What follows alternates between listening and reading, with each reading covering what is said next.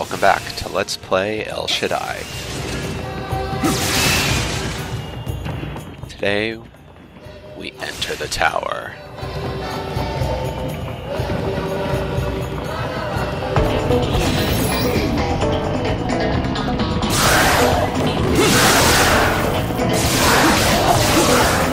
A couple of barehanded Noctos for us to further get our bearings on the Gale with.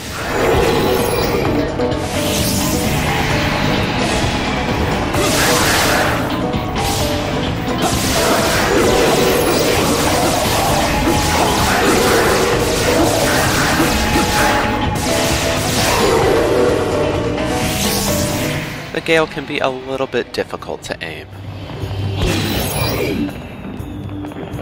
but since it's best done from a distance, you have plenty of time to correct for it. Those wisps are mostly harmless. Their real danger comes from them getting in the way of your jumps. But they really pose no threat at all so long as you've got a Gale. You can just snipe them out from a distance. Now that right there, that was completely intentional. I meant to do that so I could show you what happens when you fail a jump. Yeah, you reset, like, instantly. It's actually really nice. There's no real penalty for your first playthrough. You do take a minuscule amount of damage, but you reset from where you failed your jump from.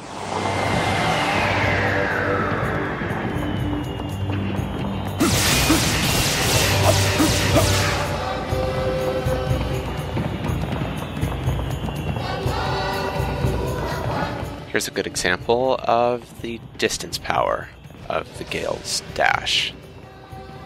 Gets you over nice wide gaps like that. And we have another little friend here with a note for us.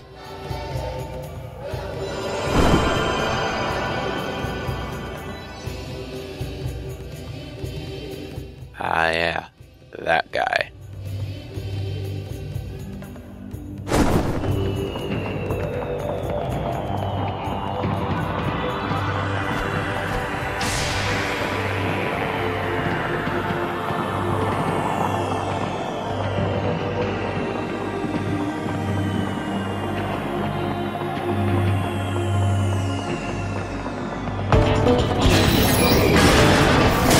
And what's this?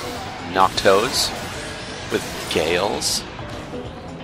Yep, now that we have acquired a Gale, enemies will have Gales as well. Martyrs and Noctos. Every enemy uses their weapons slightly differently.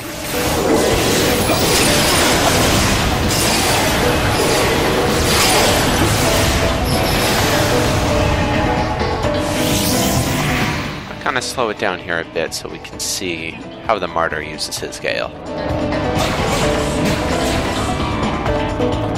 He just goes for a basic 4-hit strike. Not really that dangerous when he's by himself, unless you're just screwing around like I am.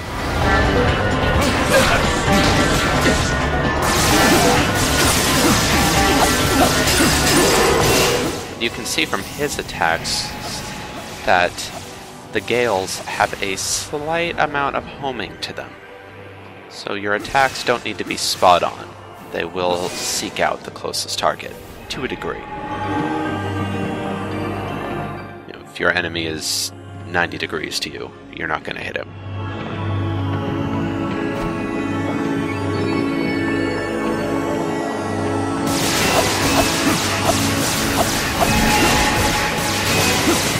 I don't know what was up with the clipping on that one, but eventually it gave up its goodies.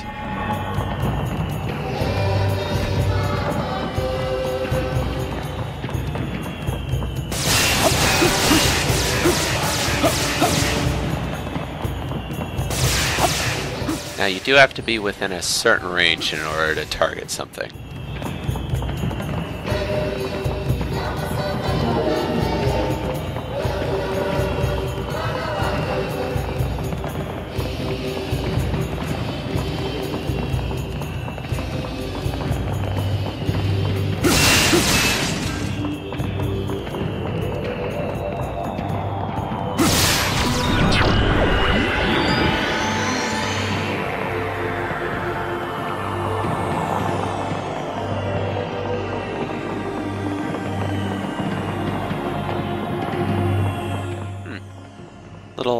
lonely platform there in the back. Wonder if there's another Freeman waiting back there for us.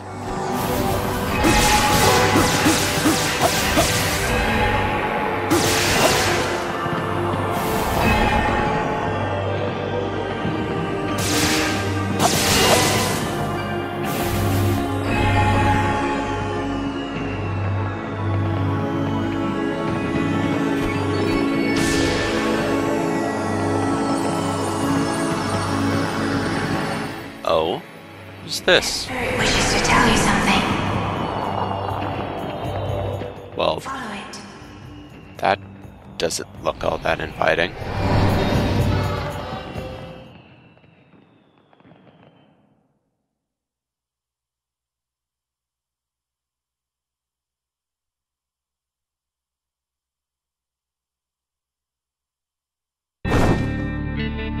The darkness. An interesting little bonus area for when we find those spirits.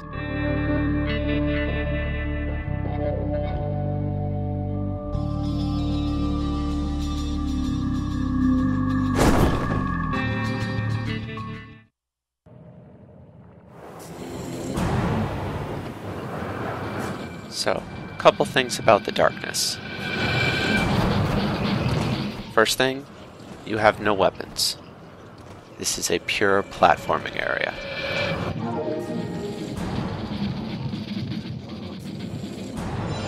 Take that, and something good might happen. Second are these. Every darkness stage has a bone of Ishtar in it. There's that name again. The objective of the darkness is to, first, collect the bone of Ishtar that lies within, and second, to escape. You are on a timer here. Below us is a pool of darkness. Pure concentrated vileness coming up at us. Slowly for this stage, but it gets faster later. We touch it, it's an instant game over. Gotta restart from our last checkpoint. Now, the darkness can be pretty confusing. It's a big cylinder with platforms in it, and it can be kind of hard to get your bearings because you can only see the small section of the wall that we're directly staring at. This is especially hard when Ishtar's bones are placed on some random platform way up above us. And here's our exit.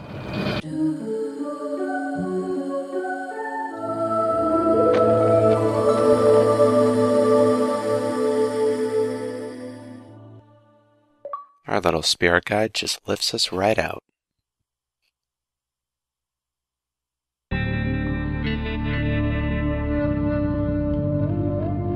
I'm leaving this loading screen in because there's a rather important bit of exposition in here.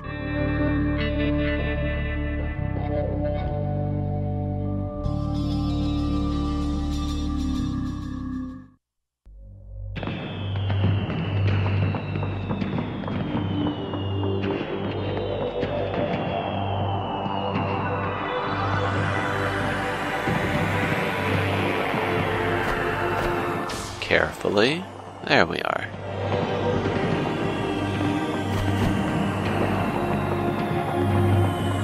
Every stage, except for the first one, and a very much later one, has a darkness stage in it. So we'll be assaulting those over time.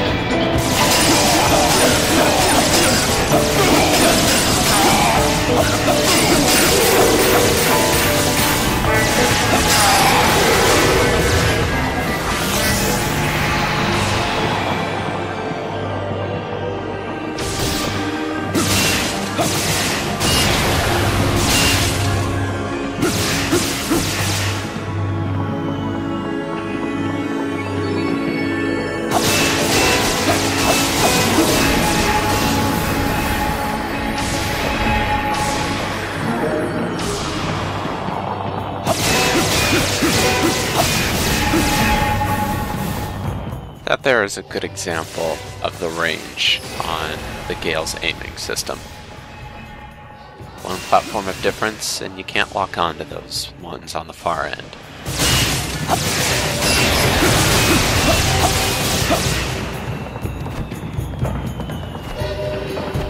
It's hard to tell how close we are to that thing. It's so big.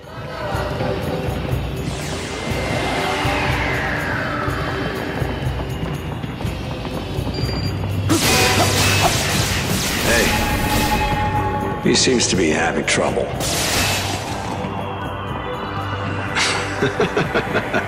It'll take more than this to keep him down.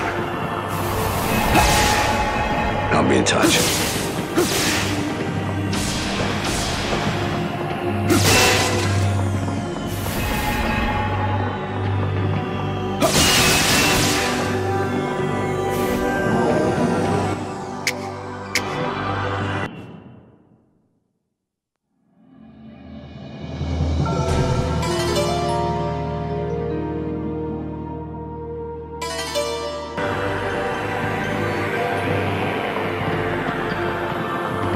I sense a fallen angel. Oh no, is it Azazel again? I hate that guy.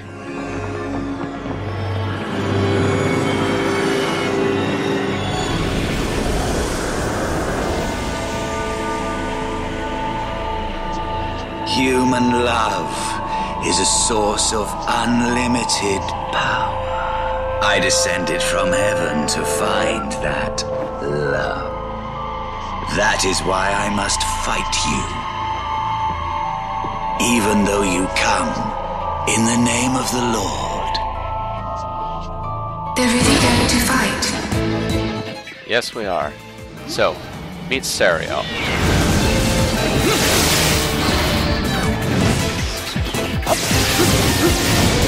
He is bat-themed.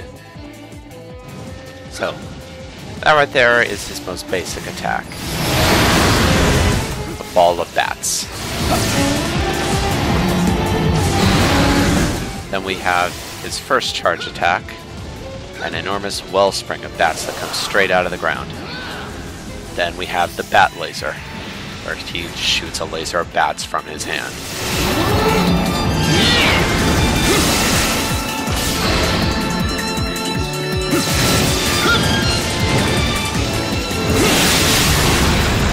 We have his dashing bat jet.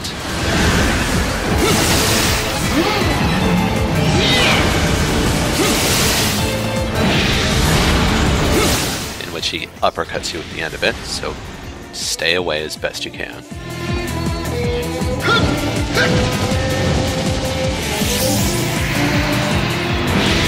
The bat balls will target where you were standing when he released them.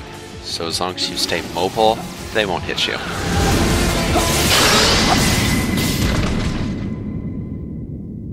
How can this be? Hold, Sariel.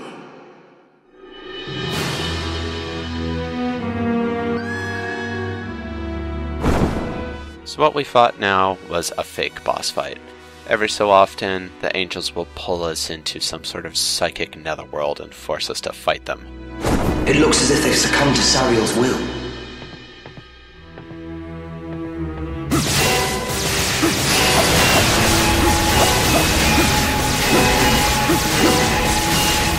I'm mad as heck and I want to fight that guy. Know our true intent. You, of all people, can envision the future of the tower. How it will evolve.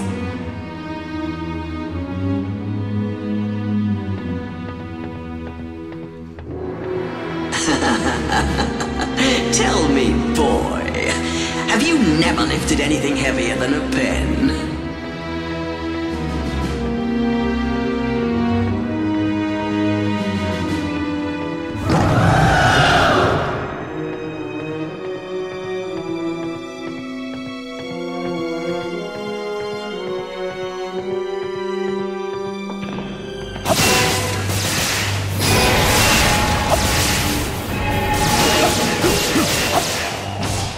fuck you guys, I'm ready to scrap. I'll take all you want at the same time. Oh. Get back here. Fuck.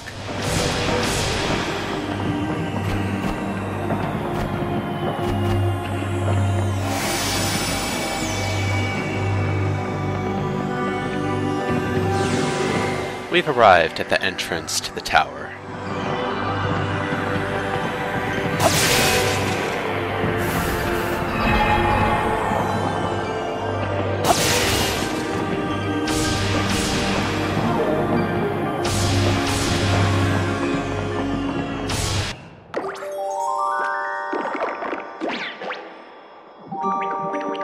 That's a Nephilim, a creature born from the unholy union of humans and angels.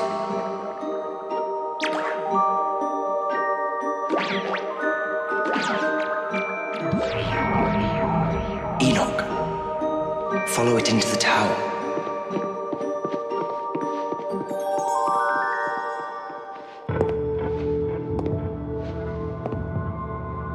You could clear this in 7 hours, if you're good enough.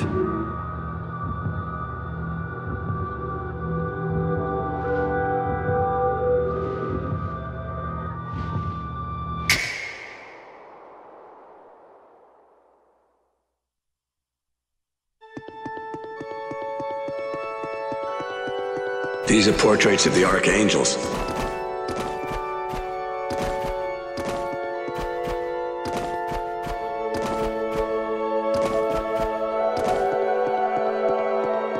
A fitting rendition of Uriel, the angel of warfare.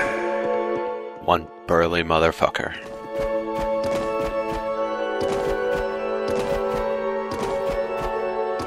It would appear this is me. What, a big stone head? So this is how humans picture the Archangel Michael. Oh, that's you. Dude, you're looking away from the camera. Come on. This must be Raphael. The kindness in his heart is perfectly plain. And negativity. Now, those are familiar.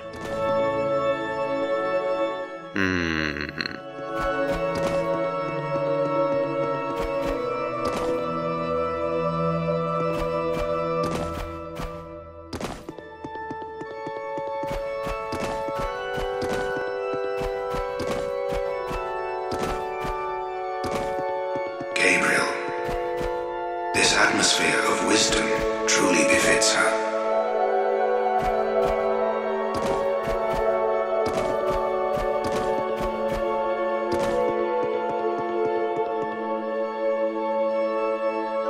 We're now about to enter the temple proper, so I'd just like to say thank you for watching, and please join me next time.